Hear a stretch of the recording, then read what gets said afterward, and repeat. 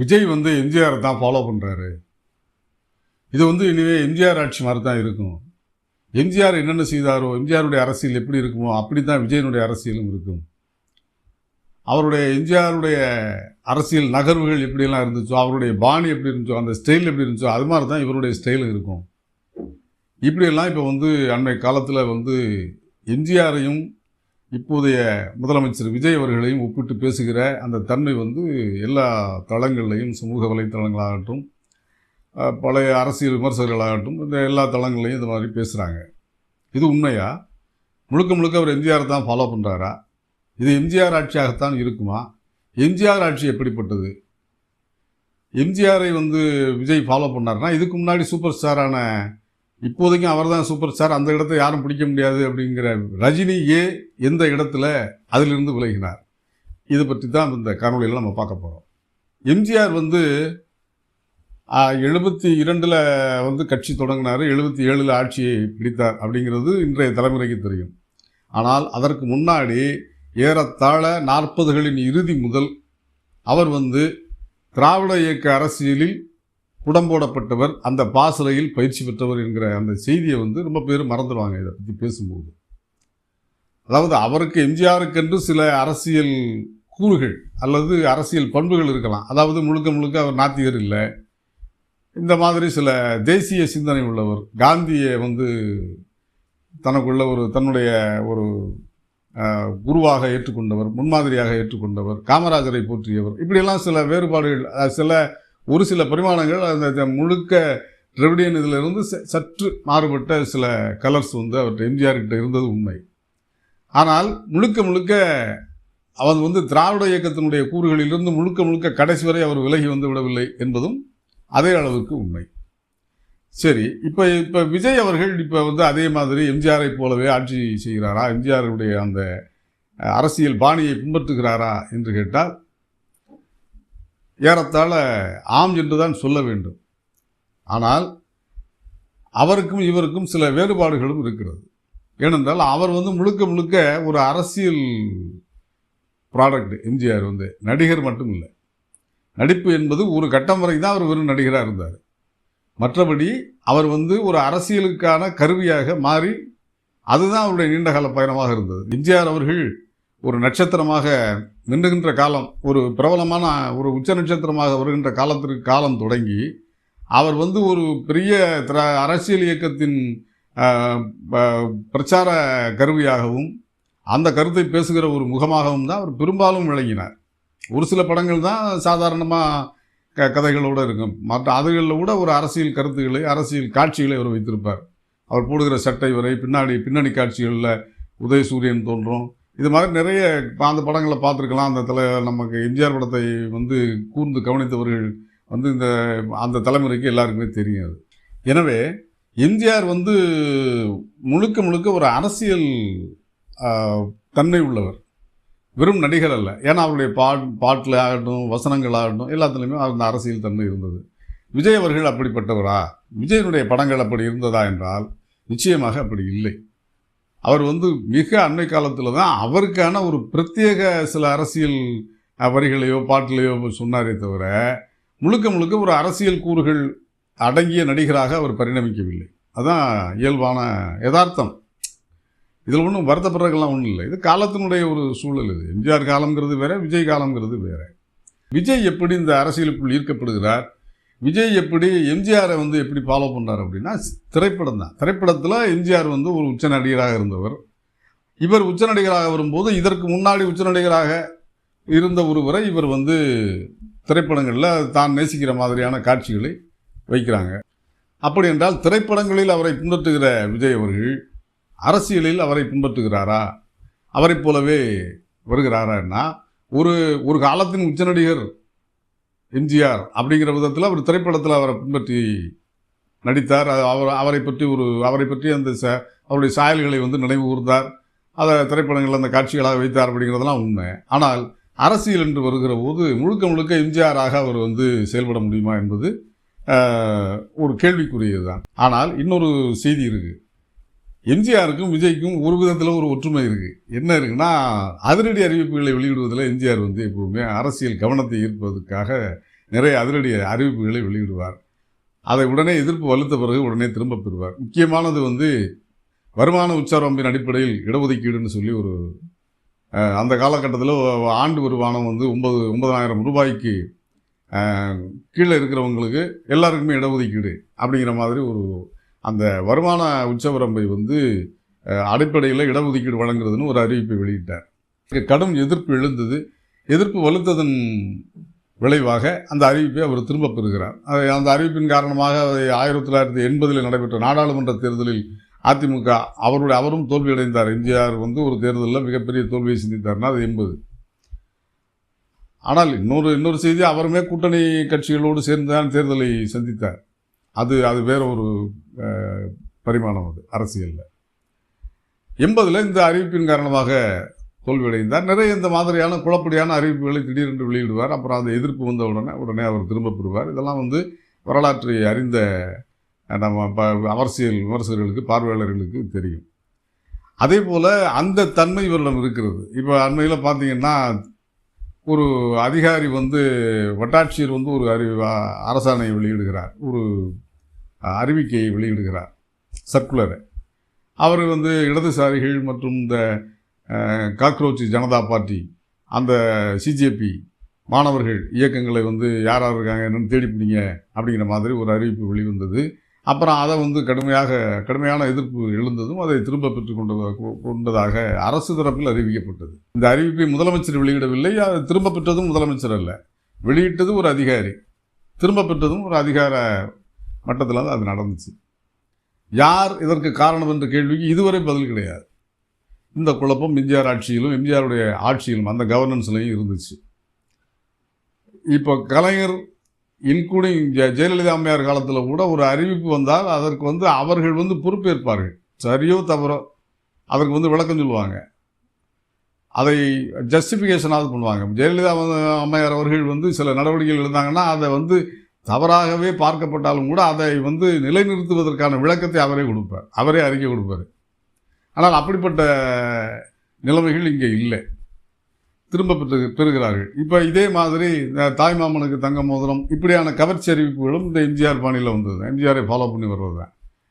ஆனால் எம்ஜிஆர் வந்து ஒரே ஒரு விஷயத்தை அறிவித்து அதன் மூலமாக இன்று வரை அவர் வந்து அந்த வரலாற்றில் வந்து அவருக்கு ஒரு பேர், சத்துணவு தந்த சரித்திர நாயகன் அப்படிம்பாங்க. ஏற்கனவே மதிய உணவு இருந்தது, அதை முறைப்படுத்தி விரிவுபடுத்தி அதை சத்துணவுங்கிற பேரிட்டு முதலமைச்சருடைய சத்துணவு திட்டம் அப்படின்னு பெயரிட்டு அதை வந்து விரிவாக்கினார். அந்த பெயர் இன்ன வரைக்கும் அவருக்கு இருக்குது. அதனுடைய அடிப்படையில் அப்படி பார்த்தா அந்த மாதிரியான அறிவிப்புகளை இன்னும் அவ்வளவு பெரிய ஒரு குறிப்பிடத்தக்க ஒரு அறிவிப்பை இன்னும் இதுவரைக்கும் விஜய் அவர்கள் வெளியிட்டதாக தெரியவில்லை. ஆனால் அந்த எம்ஜிஆருடைய அதிரடி அரசு அறிவிப்புகள் பாணியை பின்பற்றி சில நடவடிக்கைகள் அவர் செய்யத்தான் செய்கிறார் என்பதை நாம் மறுக்க முடியாது. அதற்கு இன்னொரு உதாரணம் தான் வந்து எல்லா எம்எல்ஏக்களுக்கும் காரும் உதவியாளரும் கொடுக்குறது அப்படிங்கிற ஒரு அறிவிப்பை வெளியிட்டது. அதற்கு இப்போ சட்டப்பேரவையில் வந்து வாதம் நடந்ததை நம்மெல்லாம் பார்த்தோம். எதிர்கட்சி தரப்பில் திமுகவை சேர்ந்த 59 எம்எல்ஏக்களுக்கும் எங்களுக்கு கார் வேணாம் அப்படிங்கிறாங்க. அவங்க இடதுசாரிகளும் வேணாம்ட்டாங்க. ஆனால் திமுகவிலேயே பார்த்தீங்கன்னா கிட்டத்தட்ட ஒரு 5-6 பேர் கார் இல்லாத எம்எல்ஏக்கள் இருக்காங்க. நீ விகிதாச்சாரப்படி ஒப்பிட்டு பார்த்தா அவங்க ஒரு லிஸ்ட்டு கொடுக்குறாங்க. 107 தாவேகா எம்எல்ஏக்களில் வந்து 30க்கும் மேற்பட்டோருக்கு கார் இல்லைங்கிற மாதிரி தகவல் தெரியுது. ஆனால் அந்த விகிதாச்சாரப்படி பார்த்தீங்கன்னா 59 எம்எல்ஏக்களில் கிட்டத்தட்ட 6 பேருக்கு திமுகவில் கார் இல்லை.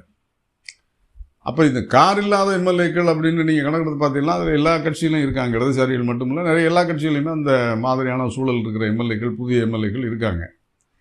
இந்த எம்எல்ஏக்களுக்கெல்லாம் கார் வழங்க வேண்டும், உதவியாளர்கள் வழங்க வேண்டும், இதன் மூலம் ஊழலை தடுத்து விடலாம் என்னும் ஒரு அறிவிப்பை வெளியிடுகிறார்கள். சரி, அதன் மூலமாக ஊழலை தடுத்து விட முடியுமா என்கிற கேள்வியெல்லாம் வந்து எழுகிறது. ஏன்னா ஒரு எம்எல்ஏக்கு வந்து காருக்காகவும் உதவியாளருக்காகவும் தான் அவர் ஊழல் செய்வாரா, மற்றவரெல்லாம் இருக்காதா அப்படிங்கிற கேள்விகள் எல்லாம் எழுகிறது. ஆனால் அது மட்டுமே காரணம் இல்லை. ஒரு அடிப்படையாக ஒரு இன்றைய காலகட்டத்தில் ஒரு எம்எல்ஏ தொகுதிக்குள்ளே போய் சில பணிகளை பார்ப்பதற்கு எல்லோருக்குமே கார் வந்து ஒரு அவசியமான வாகனமாக மாறிவிட்டது. இந்த காலத்தின் சூழல் அப்படி இருக்கிறது. ஆனால் 4-5 கார் இருக்கிறவங்க, 2-3 வீடு இருக்கிறவங்களுக்கெல்லாம் அந்த கார் தேவையானா தேவையில்லை தான். அதை வந்து ஒரு பட்டியல் எடுத்து கார் காரே இல்லாதவர்கள், கார் அவசியம், அவர்களுக்கு ஒரு கார் தேவை என்கிறவர்களுக்கு இதை வழங்கலாம் அப்படிங்கிற ஒரு ஆலோசனை எல்லா கட்சி தரப்புலையும் வழங்கப்படுது. அது உண்மையிலே நல்ல ஆலோசனை தான். அதை அரசு பரிசீலிக்குமா என்பது இனிமேல் தான் தெரியும். அதை பற்றி வாதங்கள் நடந்துக்கிட்டு இருக்கு. ஆனால் நான் இந்த விஷயத்தை எதுக்கு சொல்ல வரேன்னா, இது போன்ற அறிவிப்பு இது எம்ஜிஆர் பாணி. திடீர்னு ஒன்று அறிவிப்பார், எல்லாரும் பச்சை குத்திக்கிறங்கம்பாரு, எல்லாரும் கத்தி வச்சுக்கங்கன்னு ஒருத்தவனை அறிவித்தார். இப்படிலாம் அவரும் அறிவித்தார். இதெல்லாம் வரலாற்றில் நம்ம நினைவு கூற வேண்டிய செய்திகள். ஏன்னா இப்போ இன்றைக்கி ஏதோ தாவேக்கா ஆட்சியில் தான் சில விஷயங்கள் நடக்குது அப்படின்னு சொல்லி சில பேர் அதிர்ச்சி அடைகிற மாதிரி, இந்த தலைமுறையிலே கொஞ்சம் இன்டலெக்சுவலாக இருக்கிறவங்க இதெல்லாம் பார்த்து நாங்கள் வேறு மாதிரி நினச்சோம், வேறு மாதிரி இவரை எதிர்பார்த்தோம், ஆனால் இவர் இப்படி இல்லை, அதிரடி அறிவிப்புகளில் வெளியிடுறாரு, அர்த்தமில்லாத அறிவிப்புகளில் வருது அப்படின்னு சொல்லி சில ஒரு செக்ஷன் ஆஃப் இளைஞர்கள் இன்றைய தலைமுறைகளிலே அதிருப்தி அடைவது நம்மால் பொது தளங்களில் வெளிப்படுது. அவர்களுக்கான செய்தியை தான் சொல்கிறேன். இது உண்மையிலே தமிழ்நாட்டு அரசியலில் முதல்ல நடந்திருக்கு. எம்ஜிஆர் காலத்தில் அவர் கத்தி வச்சுக்க சொன்னார், உங்களை எதிரிகள், அரசியல் எதிரிகள் தாக்கினால் அவர்களை எதிர்கொள்வதற்கு ஆளுக்கு ஒரு கத்தி வச்சுங்க அதிமுக தொண்டர்கள்லாம் அப்படின்னாரு. எல்லாரும் அதிமுக இதை பச்சை குத்திக்கணும். இன்றைக்கும் பச்சை குத்தி இருக்க அதிமுக, அண்ணா திராவிட முன்னேற்ற கழக தொண்டர்களை நீங்கள் பார்க்க முடியும். தலைவர்களே சில பேர் பச்சை குத்தி இருக்காங்க. எம்ஜிஆர் படத்தை பச்சை குத்திக்கிட்ட ஆண்கள் பெண்கள்லாம் இருக்காங்க அந்த காலத்தில். இதெல்லாம் தமிழ் சமூகத்தினுடைய நம்ம என்ன சொல்ல வருது, அது நம்ம அதை விமர்சிக்க முடியாது. ஒரு சங்கடமான ஒரு உண்மை இது. ஆனால் இது இருக்குது, அப்பவும் இருந்துச்சு, இப்பவும் இருக்குது விஜய் மீது. ஆனால் என்ன ஒரு துயரம் அப்படின்னா, இதில் அந்த காலம் ஒரு பரவல் அறிவு வெளிச்சம் பரவாத காலம். ஒரு பிரிண்ட் தான் மீடியா, பத்திரிகை தான் மீடியா. ஆனால் இப்போ எல்லா தகவல்களும் குட்டி கிடக்கிறது இணையத்தில். ஆனால் அந்த தகவல்களில் உருப்படியான தகவல்களை இந்த தலைமுறை சென்று தேடி அறிகிறதா என்பது ஒரு கேள்வி. இந்த மாதிரி வர்றதை ஸ்கால் பண்ணி பார்க்குறாங்களே தவிர, மேலோட்டமான செய்திகளை ஒரு அரசியல் ரீதியாக, சமூக ரீதியாக ஒரு ஆக்கரீதியான தகவல்களை தேடி பெறுகின்ற தன்மை இன்னும் அதிகரிக்க வேண்டும். இது அதுக்காக எந்த ஒரு அறிவுமே இல்லை அப்படின்னு நம்ம இந்த ஜென்ஜி தலைமுறையை சொல்ல முடியாது. அவர்களின் சிந்தனை இருக்கிறது, தேடல் இருக்கிறது. ஆனால் அந்த தேடலில் தீர்க்கம் இருக்கிறதா?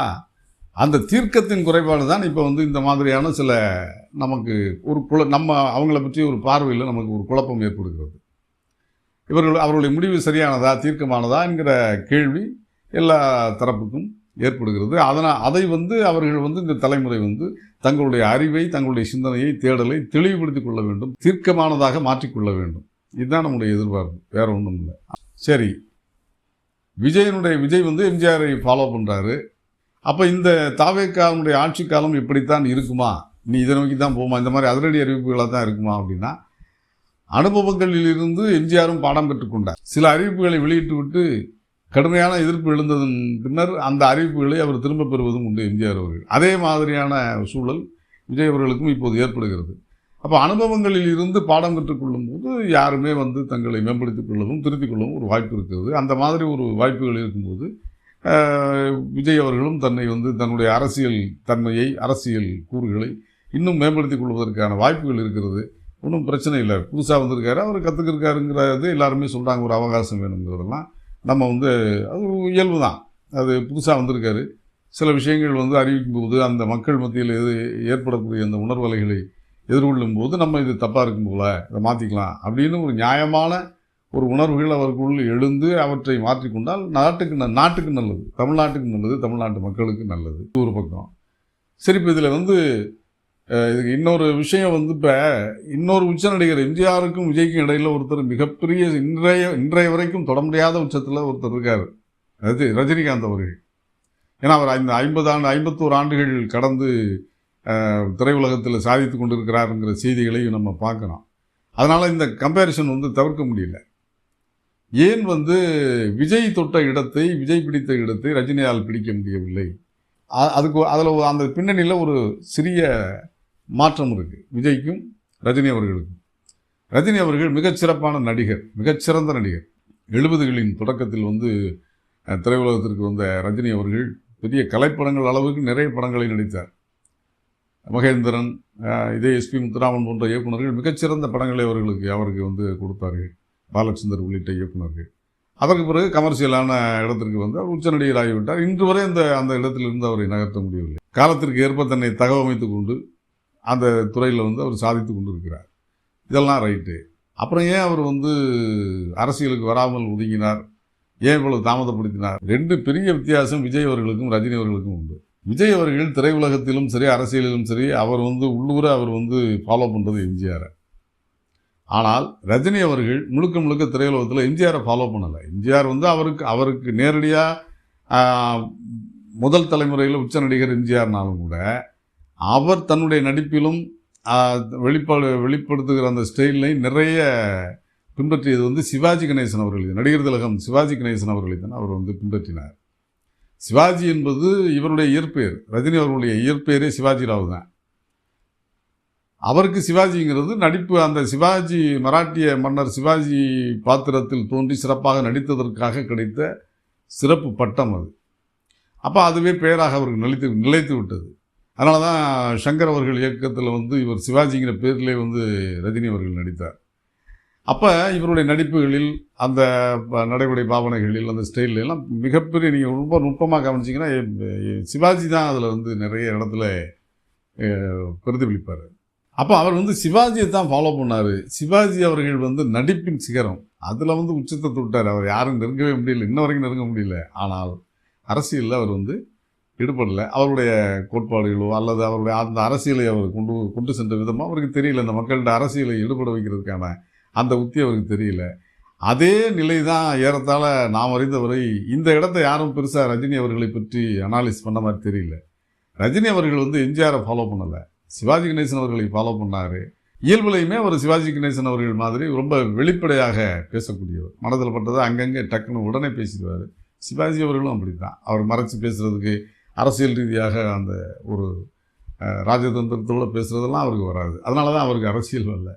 அதே தான் ரஜினிகாந்த் அவர்களுக்கும். ரஜினிகாந்த் அவர்களுக்கு வந்து காரணம் வேற, இந்த காலத்தினுடைய சூழல், வெவ்வேறு விமர்சனங்கள் வைக்கப்பட்டது, அதனால் அவர் வரல அப்படிங்கிறதெல்லாம் வேறு விஷயம். அப்புறம் சில யதார்த்தமான உண்மைகளையும் அவர் சொன்னார். எனக்கு வயதாகி விட்டது, ரசிகர்கள் வந்து நான் இனிமேல் வந்து அவர்களை ஏமாற்ற விரும்பவில்லை அப்படின்லாம் ரொம்ப யதார்த்தமாக, அதெல்லாம் வந்து எந்த நடிகரும் சொல்ல மாட்டாங்க.